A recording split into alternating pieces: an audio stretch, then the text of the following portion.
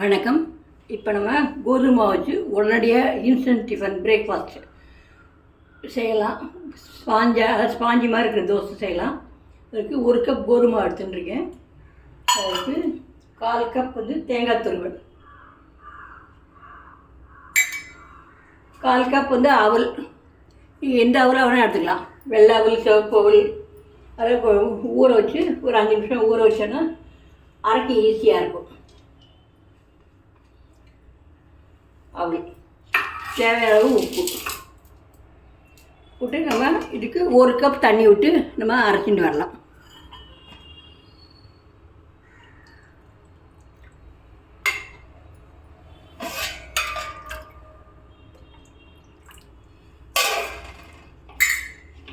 ஒரு கப் தண்ணி விடுறேன், அரைச்சி எடுத்துன்னு வர்றேன். இப்போ அரைச்சாச்சு, பாத்திரத்தில் விட்டுக்கலாம். இதை கொஞ்சம் ஒரு 1/4 டம்ளர் தண்ணி விட்டு அலம்பி நம்ம விட்டுக்கலாம். ஏன்னா தோசை மாவு பார்த்து கொஞ்சம் ரொம்ப கெட்டியாக இருக்குது. இப்போது இதில் வாசனைக்கு 1 ஸ்பூன் ஜீரகம் போட்டுக்கலாம்.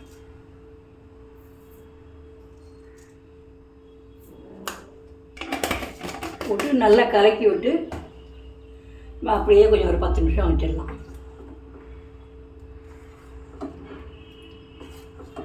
நீங்கள் இதில் வேணும்னாக்கே சமையல் சோடா போட்டுக்கலாம். சமையல் சோடா சேர்க்க விருப்பம் இல்லைன்னா வெண்ணெய் அப்படியே வாக்கலாம். அப்படியே மூடி வச்சுருவோம். அதுக்கப்புறமா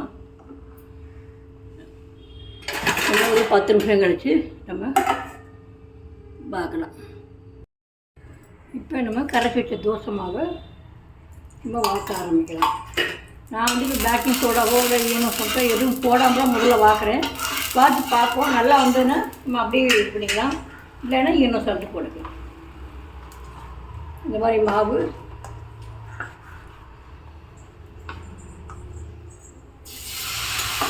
அவல் தேங்காய்லாம் போனாலும் சாஃப்டாகவே வரும்.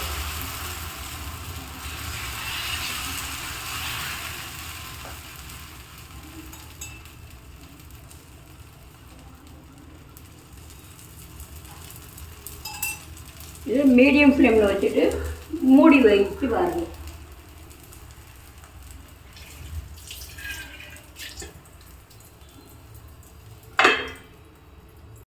இப்போ இதை திருப்பி போடலாம்.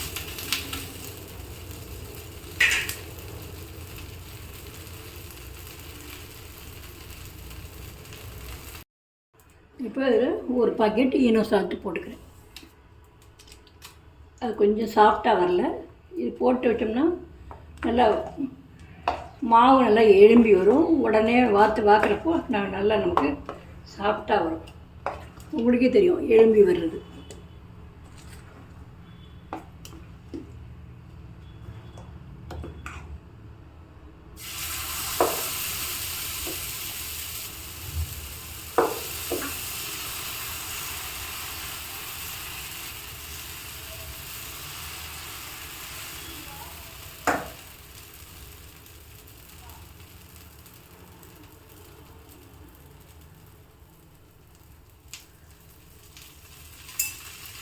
மூடி வைக்கலாம். என்ன தெரியும், நல்லா இந்த பபுள் ஃப்ளோர்ஸாக நிறைய வந்துருக்கு பாருங்க.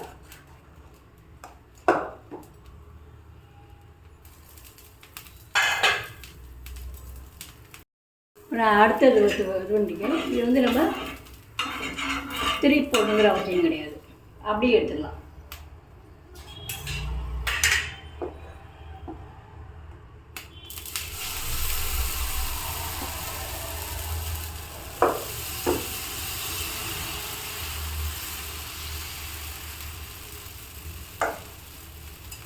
இந்த மாதிரி எல்லா மாவையும் வாத்து எடுக்க வேண்டியதான்.